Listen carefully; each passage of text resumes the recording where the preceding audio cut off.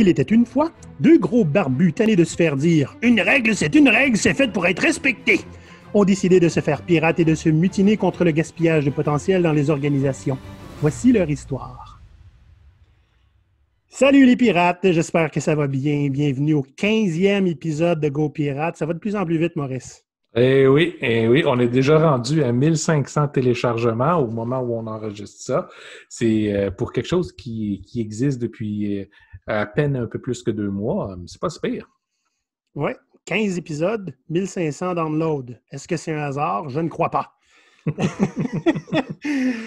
Avant de commencer, on souhaite la bienvenue à nos auditeurs qui viennent du Maroc. Bienvenue parmi les pirates. Maurice, aujourd'hui, on parle des petites rébellions. C'est épeurant, ça. Ah, épeurant. C'est surtout intéressant. Le but de l'épisode aujourd'hui, c'est de montrer aux gens à quel point ça prend pas... Partir sur une rébellion, ça ne veut pas dire tout mettre à feu et à sang. Ça veut dire juste faire un petit peu de résistance, essayer de rendre quelque chose de désagréable, complètement ridicule. Dans le fond, ce qu'on vous propose, là, c'est de semer une pagaille positive, un désordre constructif. Okay? C'est-à-dire qu'il y a plein de choses qui ne nous plaisent pas, okay? Que ce soit au travail ou dans la vie en général. Puis, c'est assez simple. Là. Je pense qu'on l'a dit une couple de fois dans nos épisodes, Maurice. Il n'y a personne qui va venir nous sauver. Si on attend que quelqu'un vienne changer ça pour nous, bien, on va attendre longtemps. J'espère que vous avez une montre pour garder l'heure. C'est long. Puis, je l'ai moi-même souvent dit. Hein? Moi, quand j'attendais qu'on vienne me sauver, c'est moi qui a fallu que je change les choses. Et c'est la même chose pour tout ce qui nous irrite. T'sais. Donc, que ce soit en société, au travail, dans des relations, il y a toujours moyen de briser quelques règles inutiles, essayer de contourner la façon dont ça fonctionne, puis en proposer une meilleure. C'est surtout ce point-là qui est important. T'sais. Pas juste briser des règles pour le plaisir, mais proposer quelque chose de mieux. Mais pour ça, il faut commencer par poser le geste. OK? La fortune sourit aux audacieux. C'est un des premiers principes des pirates. Et si vous hésitez, si vous n'osez pas poser le premier geste, faire la première petite rébellion, vous allez juste finir par attendre que quelqu'un d'autre le fasse pour vous. Ça n'arrivera probablement pas. En fait, posez le premier geste, un qui ne vous mettra pas nécessairement dans le trouble terrible, mais posez un geste pour inspirer quelqu'un d'autre à faire la même chose. Quand il y a assez de gens qui résistent, ça commence à faire suffisamment de trouble que le problème il va devoir être réglé. Oui. Il y a une lecture, Maurice, qu'on a fait tous les deux, là, qui c'est vraiment, vraiment accessible pour n'importe qui. Le livre de Sam Conniff-Allende qui s'appelle « Be More Pirate ». Donc, « Soyez plus pirate ». Oui, j'en ai fait en fait une petite critique. Je l'ai présenté sur une vidéo sur notre chaîne YouTube. Donc, je vous invite à nous chercher Go Pirate, pirate avec un Y sur YouTube. C'est effectivement l'épisode 2 de la bouquinerie du pirate. Donc, cherchez la bouquinerie du pirate, vous allez trouver ça. Et donc, Sam Conniff, là-dedans, là, ce qu'il raconte, c'est assez intéressant. Ben, Sam Conniff, dans le fond, il fait un parallèle avec, comme nous, les pirates de l'âge d'or de la piraterie, pour montrer qu'eux aussi, c'est simplement en refusant les règles que tout le monde accepte qu'ils ont réussi non seulement à vivre de la façon dont ils voulaient vivre, mais aussi à faire une différence dans le monde. Oui. Conniff a réinterprété tout ça, surtout à la lumière de l'activisme. C'est un fan d'activisme. Puis, juste pour montrer un bon exemple, quand il a publié son livre, c'était quelque chose de pas très connu, lui-même étant pas une sommité particulière. Puis son éditeur était plus ou moins intéressé à mettre un gros budget pour passer un livre sur le jouet aux pirates, un livre avec une couverture rose fluo. Donc, Conniff a dit, OK, si personne ne veut investir pour mon lancement, moi, je vais le faire. Donc, ce qu'il a fait, c'est le jour de son lancement, il a fait des grandes affiches. Il a été à la librairie qui fait partie du building de l'éditeur, de l'édifice de l'éditeur. Puis il a pris toutes les vitrines qu'il y avait à l'extérieur, puis il a collé ses affiches dessus à la grandeur. C'est comme si l'éditeur avait investi toute sa façade pour publiciser le livre. Puis ça a été un grand succès. Lui, il était s'installer en dedans à une table avec des piles, puis il signait des autographes. C'est génial. Donc, oui, il n'a jamais demandé la permission. L'éditeur était terriblement fâché au point de dire « c'est bon, on t'abandonne, ça ne marchera pas, on ne pourra pas faire affaire ensemble ». Puis avant que la journée soit finie, il avait changé son fusil d'épaule. Ah, tiens donc. Eh, tiens donc. Les gens sont rentrés, les gens étaient contents, beaucoup de ventes. C'est comme ça. C'est une petite rébellion contre quelque chose que tu sais que tu peux changer si tu te donnes la peine de faire un geste. Parfait.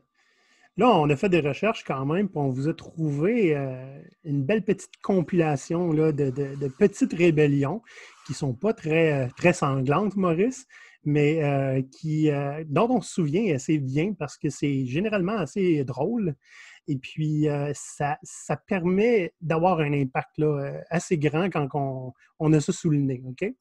Donc, On c'est quoi commence ça? avec les nids de poule? Oui, OK. vas-y. Nous autres, à Montréal, les nids de poule, on connaît ça. Hein, il y a plus de nids de poule qu'il y a de rues. Un nid de poule, pour ceux qui ne savent pas ce que c'est un trou dans une rue. Puis quand il y a du gel puis du dégel, souvent, les trous ont tendance à se multiplier jusqu'au point où il reste juste ça. Oui. Ben, écoute, il est arrivé à plusieurs endroits dans le monde. Hein. Il y a des gens qui ont eu la même idée ou qui se l'ont volé probablement sur Twitter. Mais il y avait des cyclistes qui étaient vraiment, vraiment déçus de la qualité des pistes cyclables dans leur ville.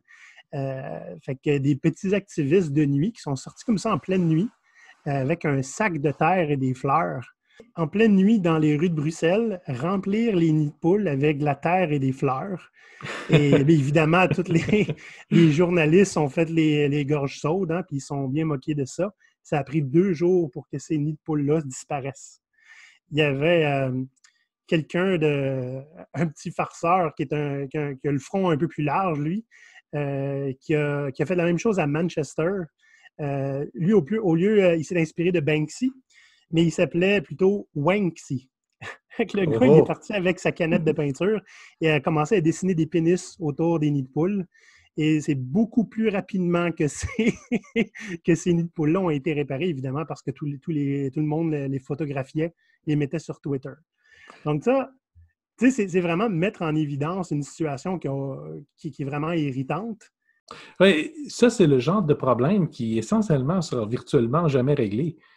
Okay, ça va durer pendant des semaines puis des mois, à moins qu'il y ait quelque chose qui provoque une réaction. Tu sais, c'est un autre des principes qu'on enseigne à nos clients. Soyez impossible à ignorer. Ça, ce sont des bons exemples. À partir du moment où tu fais une petite rébellion qui ne fait pas de mal à personne, mais c'est contre les règles. Hein? Habituellement, c'est des employés de la ville ou des contracteurs autorisés qui ont le droit de faire des réparations sur la route. Mais à cause de l'engouement du public, du fait que c'est drôle, donc c'est sûr que ça va se propager, c'est là que les actions vont arriver. Hein. Oui, puis juste ignorer le problème ne le fait pas partir, mais imagine quand on te le met d'en face continuellement, à un moment donné, tu n'as pas le choix d'agir. Ou bien tu assumes vraiment beaucoup que tu t'en fous du problème, tu sais. Même si tu t'en fous, il n'y a pas personne qui aime avoir l'air idiot. Hein? Puis quand tu as quelque chose comme ça, c'est essentiellement, c'est essentiellement, c'est la ville qui passe pour un organisme d'idiot à ne pas être capable de gérer quelque chose comme ça. Ouais. Toi, Maurice, tu as vraiment mis le ridicule en évidence là, dans ton histoire de sauce à spaghetti. Là, on ne va pas la raconter, évidemment, parce qu'on a un super beau petit vidéo. Là. Allez voir sur YouTube. Ça s'appelle la recette de sauce à spag. Fait que tu avais une situation complètement ridicule. On te faisait faire un travail qui n'avait aucun sens, qui te prenait 4 heures par jour, à tous les jours, qui coûtait une fortune. Puis le seul moyen que tu as trouvé, dans le fond, pour que ça arrête, ou au moins te faire entendre, c'était de mettre le prix dessus. Là.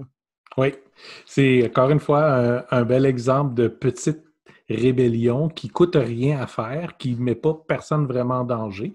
Bon, OK, c'est sûr que j'ai eu le PDG de la boîte et qui m'a appelé fâché, mais n'empêche, c'est quelque chose que n'importe qui est capable de faire, ce genre de petite rébellion-là. Okay. Tu en avais un exemple, toi, Maurice, aussi, là, de ridicule en entreprise. Là. Oui, absolument. On a souvent des règlements qui vont apparaître dans les entreprises, pas parce qu'ils sont réfléchis, pas parce qu'ils apportent une valeur, mais parce qu'en quelque part, quelqu'un a été paresseux. Là, je vais vous conter l'histoire de Ginette, qui n'est pas son vrai nom. J'ai assisté chez un de mes clients à la fête de retraite d'une dame qui s'appelait Ginette. Et durant la présentation, il y a quelqu'un qui a juste demandé, maintenant que tu t'en vas, Ginette, est-ce que ça veut dire que la règle de Ginette, elle s'en va aussi? Là, tout le monde part à rire. Je ne comprenais pas la blague. Je me retourne vers les gens qui sont là. Je fais, c'est quoi la règle de Ginette? La madame, elle me répond, ah ben ça, c'est notre code vestimentaire. Code vestimentaire? Voyons donc, vous êtes tous en coton ouaté puis en pantoufles dans le bureau. En fait, j'ai jamais vu ça dans aucun autre bureau ailleurs, des gens aussi décontractés que vous autres. Ben, l'idée est que Ginette, quand elle a commencé à travailler dans ce bureau-là, fin des années 70, elle était très, très jeune, Ginette avait une interprétation bien à elle de ce qu'est la modestie. Okay? Donc, à cette époque-là, on parle fin des années 70, donc toutes les dames portaient des jupes en bas des genoux, puis étaient habillées avec la blouse, puis la petite veste par-dessus, absolument. Ça, c'était le costume de bureau régulier. Oh, ouais. Ginette, elle est arrivée en shorts, OK? Puis avec pas de sandales, elle aimait beaucoup ses jambes, donc elle passait son temps avec les jambes croisées sur son bureau, pas de sandales, en petites shorts super courtes. Ce qui n'est pas nécessairement un costume approprié pour un lieu de travail, surtout à cette époque-là. Ah oui. Mais la personne qui était aux ressources humaines à faire ce genre de règles-là ne voulait pas avoir la discussion difficile avec de « ben, fille, voici comment tu devrais... On s'attend à ce que tu sois habillée ici. » À la place, elle a décidé de créer un code vestimentaire qui disait que tout le monde devait avoir les jambes couvertes complètement et quelque chose dans les pieds. Okay. Donc, ça n'a pas été très long que le style vestimentaire qu'on utilise habituellement dans une entreprise, surtout à cette époque-là, a commencé à changer. Tant et aussi longtemps que la règle était respectée, c'est-à-dire les jambes couvertes puis quelque chose d'un pied, ça marche. Okay. Donc, on a commencé à voir les cotons ouatés arriver, comment est-ce qu'on appelle ça en bon français? C'est genre un pantalon de jogging, pantalon d'exercice. Là. C'est super confortable. Tu n'as pas de ceinture avec ça. Puis des pantoufles. Donc, les gens ont des bas, puis ils ont des pantoufles, puis ils ont les culottes les plus confortables au monde. Et c'est pas mal tout. Ben, je veux dire, c'est pas mal tout. C'est top, là, mais je veux dire. Donc, moi, j'ai passé juste quelques semaines là, mais je l'avais toujours vu habillé comme ça. Mais ça s'est fait au cours des quelques années suivant la mise en place du code vestimentaire. Ça, c'était encore là, on parle fin des années 70, début des années 80. Le code vestimentaire n'a jamais changé par la suite. Pour dire à quel point la règle est super importante, okay, le niveau vestimentaire a dégénéré assez rapidement, mais tant que le code était respecté, personne n'a rien dit. La règle était suivie. Oui. Et ça, c'est un bel exemple de résistance interne à une règle que tout le monde percevait comme un peu ridicule. Et dans le fond, c'est une drôle de rébellion parce qu'ils ont suivi la règle à la lettre. Ils l'ont suivi à la lettre. Puis là-dedans, c'est pas parce que tout le monde voulait se retrouver en short tout le temps non plus, parce que ça reste un milieu de travail quand même. Mais il n'y avait pas de besoin de faire une autre couche de règles pour aucune espèce de bonne raison, juste parce que tu ne veux pas avoir une conversation avec quelqu'un que tu aurais besoin d'avoir. Oui. Donc, c'est la bureaucratie, c'est ça que ça a donné dans ce cas-là. Hein? Exact.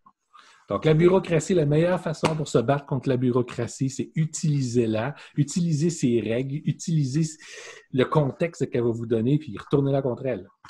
J'ai d'autres petits exemples là, que c'est pas exactement la même façon que c'est apporté, OK? Le petit acte de piraterie, là, c'est... Parce que là, on parlait vraiment de mettre le ridicule en évidence. Il y en a que c'est simplement pour susciter une réflexion. Par exemple, un exemple que moi, j'aime bien donner parce qu'on m'a souvent dit que ça apportait réflexion, c'est que moi, à l'époque où j'avais pas d'enfant, puis je voulais acheter des jouets pour ma nièce et mon neveu. Okay? Et moi, entre toi et moi, Maurice, là, tu me feras pas avaler là, que les petits gars, c'est le bleu, puis les petites filles, c'est le rose, là, okay? Puis que les petits gars, c'est les camions, puis les petites filles, c'est les poupées. Okay? Moi, j'embarque moyennement dans ces histoires-là. Moi non plus. Écoute, chez nous, on a été élevés tout le monde avec des Legos. Hein? C'était égal. Voilà, puis voilà. Ma fille, c'est une princesse robot pirate arc-en-ciel licorne. Fait que vois ça comme tu veux. Hein? C'est bon. Donc, moi, j'ai toujours voulu acheter des jouets qui étaient neutres. T'sais?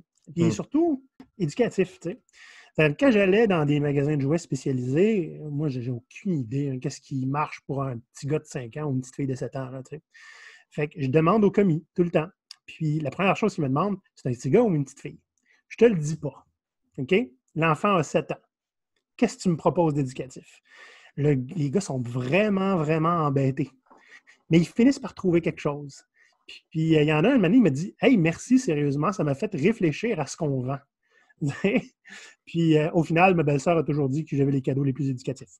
Bon. Fait que ça, c'est pas un gros acte de rébellion, mais juste le fait de ne pas tomber dans le panneau, cette espèce de panneau de facilité-là, de stéréotypes, a fait qu'il y a des gens sur le plancher qui ont dû réfléchir davantage, puis que ils disent la prochaine fois, je vais savoir comment m'en sortir. Pour ce qui est des jouets, moi je trouve que les petites boutiques de jouets privés ont tendance à avoir beaucoup moins ce problème-là que les grosses chaînes, où là, tout est déjà organisé, gars, filles, puis ta destinée est écrite dans le ciel, là.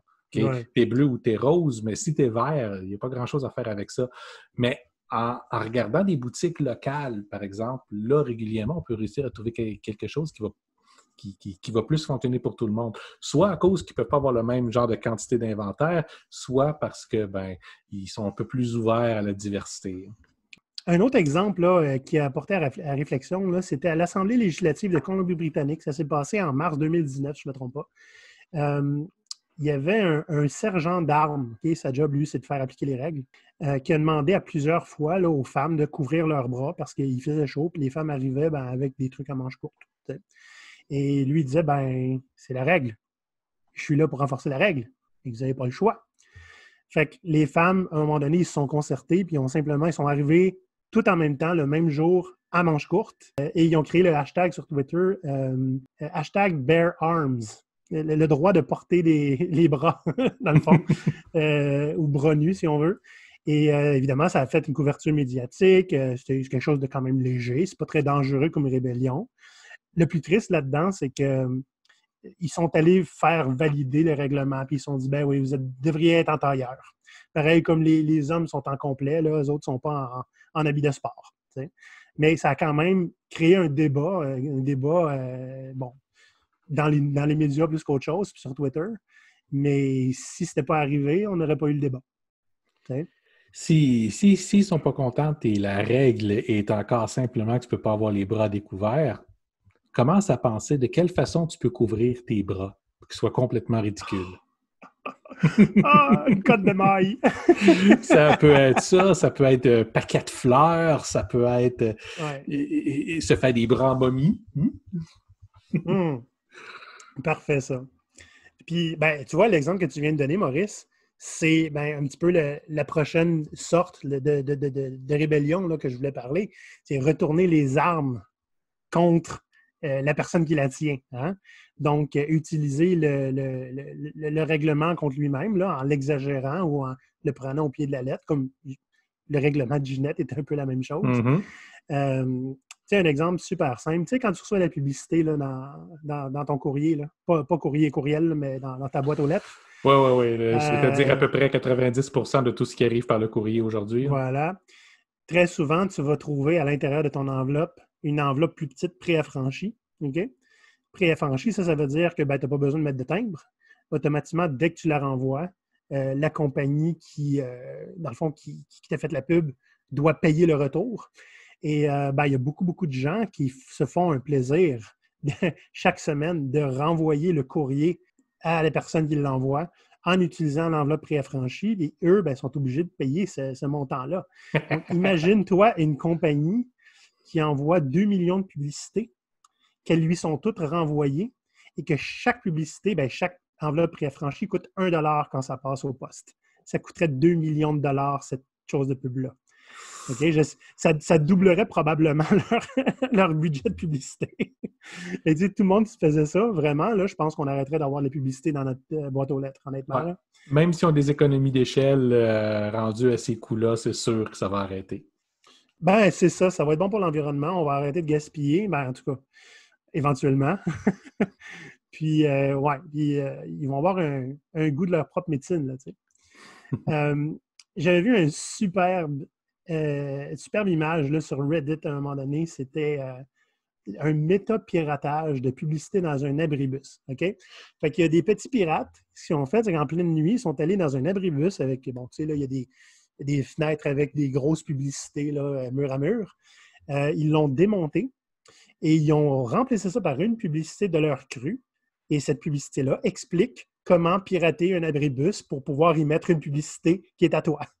Fait que dans le fond, ils ont utilisé l'abribus pour retourner les armes contre elles-mêmes. Là, puis on peut le trouver facilement, là, cette image-là, sur Internet. Là. Puis ça montre tous les outils que tu as besoin, comment le faire, comment enlever la vitre, mettre ton affiche, fermer la vitre. Donc, c'est très, très méta.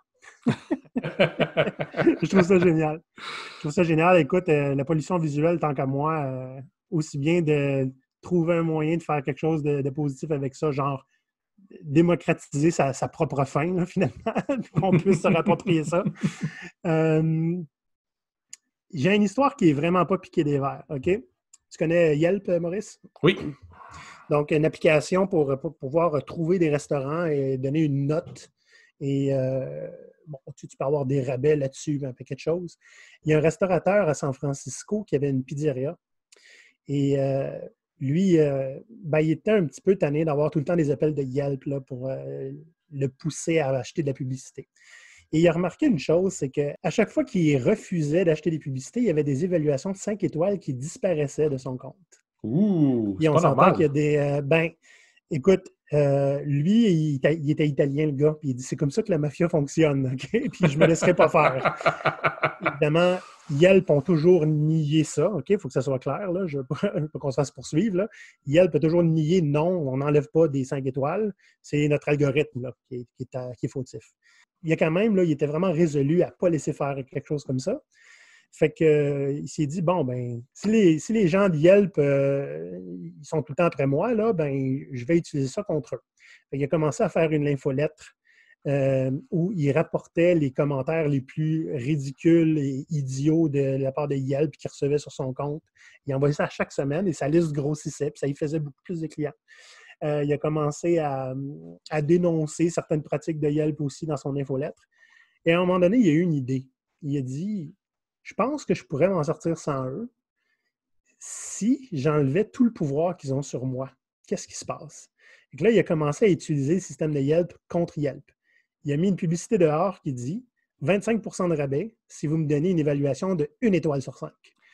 Et là, les gens ont commencé à affluer et affluer. Éventuellement, il a monté le rabais à 50 % de rabais pour 1 étoile sur 5.